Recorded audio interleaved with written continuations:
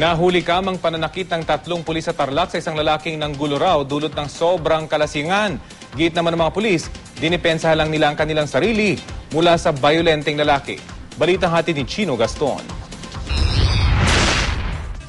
Sa videong ito na kumakalat ngayon sa mga social networking site mula sa di patukoy na source, tinatangkaw manong pakalmahin ng 3 pulis sa Paniki Tarlac ang lalaking naka-orange na t-shirt na kinilalang si Jimmy Gregorio. Nanggugulo raw kasi ang lasing na si Gregorio at may sinuntok pa umanong tao. Pero ilang sandali pa, tinulak na ng kumakausap na pulis si Gregorio at napaatras ito.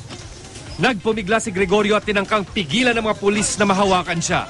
Sa tagpong ito, bigla siyang tinadyakan ng isang pulis habang nagpakawala ng suntok ang isa pa.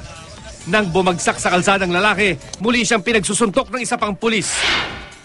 Ayon sa PNP, malinaw raw na may pagmamalabis na nangyari sa video na kinunan umano noong March 4, kahit patila lumalaban si Gregorio sa mga rumesponding pulis. Tinanggal na sa pwesto at sinampahan ng kasong administratibo ang 3 pulis sa video na kinilalang sina PO3 Fernando Acosta, PO3 Richel Antonio at PO2 Gerardo Bermudez. Depende sa resulta ng investigasyon, maaaring tuluyang masibak sa serbisyo ang 3 pulis. Batay sa patakaran ng PNP, pwedeng gumamit ng karampatang puwersa ang isang pulis para maprotektahan ang sarili o ibang mamamayan.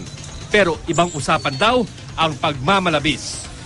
Pwede naman din gumamit ang pulis natin ng masasabi nating reasonable force, sapat para i-restrain o i-control natin yung tao. Pero yun nga, wala namang kadahilanan para gumamit ka ng excessive na puwersa laban sa iyong tao na hinuhuli. Ayon sa 3 pulis, ginagampanan lang daw nila ang kanilang tungkulin at napilitan lang umanong saktan si Gregorio dahil una raw itong nanakit sa kanila. Nasa restrictive custody ng Tarlac Provincial Police ang mga pulis habang patuloy ang investigasyon. Chino Gaston, GMA News.